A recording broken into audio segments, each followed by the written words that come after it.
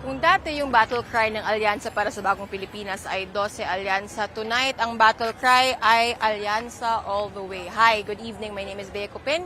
You are watching Rappler and I am in Antipolo City in Rizal. I'm in front of the Inares Center where just a few moments ago, the Alyansa para sa Bagong Pilipinas or the administration coalition slate for the 2025 midterm elections concluded their first ever sortie or political rally here in Antipolo, here in Rizal. But also, ito yung first rally ng Alyansa in over 2 weeks. The last time they held a rally was back-to-back in Cavite and in Laguna. That was almost 2 weeks ago. They decided to skip the March 28 sorties that it had planned. March 28, of course, is the kickoff for the local campaign period in the 2025 election. Sabi ni Congressman Toby Chanco, the campaign manager of Alyansa, they decided to skip March 28 kasi daw maraming invitations for their candidates from different LGUs across the Philippines. And so they decided na instead of holding their own rally, they would rather allow their candidates to join different rallies across the Philippines. But of course, that's not the only underlying issue, no? Painting the Alyansa coalition or at least informing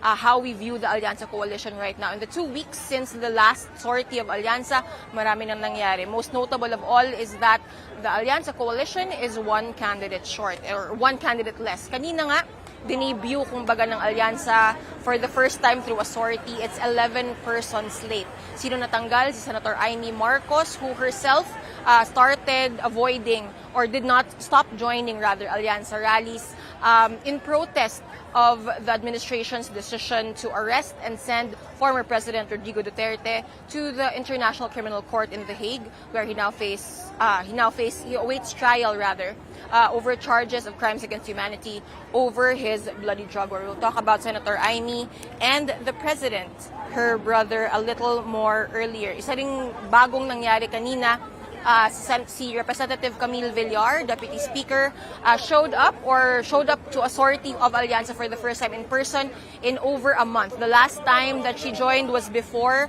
the former President's arrest again and before he was sent to the ICC in The Hague.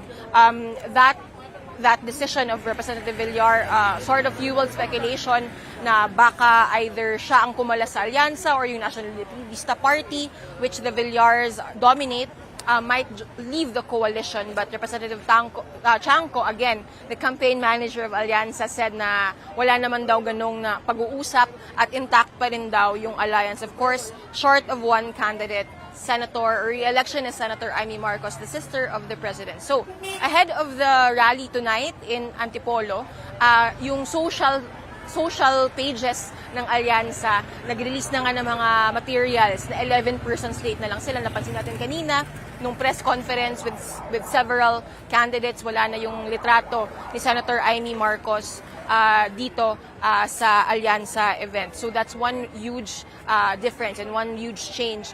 We should also explain why imbis na 12 Alyansa ang battle cry or 12 Alyansa yung chants dito sa campaign, ay naging Alyansa all the way na ang chosen chant, not only of the entertainers and the endorsers of the slate, but also President Marcos himself, who is, of course, the chief campaigner of the slate. So, again, since nag-start na yung local campaign period or the official campaign period for local bets in the Philippines, that means we are at the halfway point of the 2025 midterm elections, less than 45 days to go. It's going to be crunch time, especially for senatorial candidates who are lagging behind or medyo delikado pa sa preference surveys. So the latest preference surveys, including Pulse Asia's February 2025 survey, indicate na most of Alyansa's slate are poised or are within the winning circle, the magic 12 kumbaga, or those who have statistical chances of making it to the Senate. Of course, we are electing, or the Philippines is electing, a 12-person slate in the 2025 elections. Earlier in the press conference, pag-usapan natin ng kaunti yung mga sagot at mga tanong sa mga senatorial candidates. Only a handful joined. Former Senator Tito Soto, former Senator Ping Lacson, re-election of Senator Tolentino was also there, former Interior Secretary Benhur Abalos was there, humabol later on si Makati Mayor Abby Binay. Ito yung mga usuals, kung baga also pala ACT-CIS Representative Tulfo, who leads preference or who leads the early surveys or the surveys for preference surveys for Senate in the 2025 elections. Usually, sila lang naman talaga yung sumasama sa mga press con. So kanina tinanong sa kanila ano yung proposed legislation nila or how do they intend to help the administration.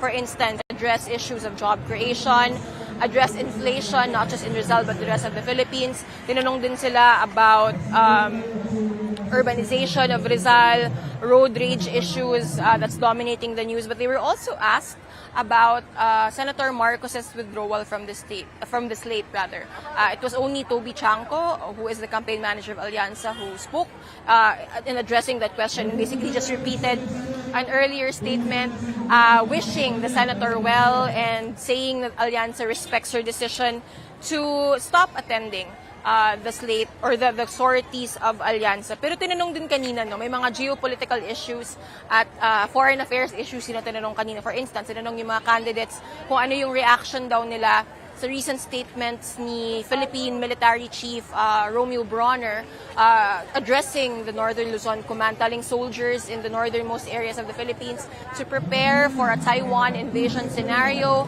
in the context of aiding the 200,000, iba-iba yung estimates from 150,000 to 250,000 na OFWs or overseas Filipino workers who live in Taiwan. Now, actually all of the senators or the senatorial candidates who chose to answer agreed with Bronner's statement. Sabi nga nila, kailangan mag-prepare naman talaga yung Pilipinas primarily to figure out a way to evacuate the Filipinos who are based in Taiwan should tensions boil over or should there be conflict in the Taiwan Straits. They were also asked about recent news, or at least ito yung nilabas ng China state media na may 3 Pilipino na were under arrest in China for over espionage allegations or charges, or allegations would be more accurate actually. Pinag-usapan din yun ng mga senatorial bets kanina. Senator, or rather Representative Tulfo, who again leads the surveys for the Senate slate, said, expressed doubt na is it even to the Philippines' interest and advantage to send agents or to send spies to China. Ang highlight naman ni former Senator Lacson, who himself was an intelligence operative during his days as a police officer, sinabi niya naman, or he at least expressed worry given the context of China's updated laws when it comes to espionage. So, it was more of the same rhetoric back to the campaign, no? For Alyansa, President Marcos again emphasized the experience of his slate. A lot of former senators, senatorial comebacks, a lot of House representatives or former House representatives, cabinet members, local chief executives. Kasi yun naman talaga yung parang kumbaga anggulo ng Alyansa in trying to promote its slate to the Filipino voters, no? Yung experience of its slate, a lot of them, of course, come from very heavy names in Philippine politics, entrenched families, entrenched names in Philippine politics. Yung sinabi ni President Marcos, kailangan daw niya yung chosen candidates niya to be in the Senate. So again, further his agenda. After all, he has only a little over 3 years left in his term as president. Again, yung pitch ng Alyansa is that there's a solutions-based or a solutions-driven slate instead of a slate that relies on sound and fury to attract the attention of voters. Perhaps this is a reference to the noise that's going on, or at least the chaos in Philippine politics. Because again, yung backdrop not just ng 2025 elections as a whole, but even the reason why Senator Marcos eventually withdrew from the Alyansa slate is the feud between the Marcos and Duterte clans, once allied in 2022 during the presidential elections. Of course, President Marcos and Vice President Sara Duterte, the daughter of former President Rodrigo Duterte. That coalition or that alliance is long gone, and yung lines are being are more clearly drawn as the election draws closer. Again, Marcos stuck to his usual campaign rhetoric. He talked about sovereignty, the importance of diplomatic solutions in solving conflict, as well as emphasizing or reminding the crowd that no one in his slate believes that violence is the solution to crime and drugs in the Philippines. Again, 45 days left in the campaign. It's a short time, but also quite a long time. A lot of things can happen. But for those who are perhaps trying to secure a more safe spot in the Magic 12, no, it's now crunch time for the candidates of Alyansa, and also for President Marcos in trying to sell his candidates to the electorate, as well as yung mga local candidates, no, that the president endorses or is aligned with the administration. We'll see how they handle that in the next 45 days. The question is, can the administration sustain the built-in advantage that it has, the machinery? It's the fact that it has a bully pulpit, it has the attention of people because he is the president. And another interesting thing also is that kung makokontrol ba ng administration, or how will they handle the fact na the Duterte-Marcos rift is turning into a national issue in the 2025 elections. Surely they wouldn't want that to be a deciding factor in people choosing who to vote in the Senate slates, that when they choose their senators on May 12, no? As we can see, yung Duterte supporters naman, or the Duterte slate, precisely wants that to happen. They've been advocating for a straight PDP laban slate. Again, parang kumbaga, some angle it as a protest vote against Marcos. We'll see how the administration handles that messaging and how they'll make the most out of the remaining less than 45 days of the campaign. Again, this has been Bea Cupin. We are in Antipolo in Rizal. We can continue this conversation if you have questions about the 2025 elections. If you want to watch the full press conference that I referenced earlier, you can go to Rappler's social media, but you can download the Rappler Communities app, go to the Philippine Politics channel. I'm there, other reporters are there, editors are there, experts are there.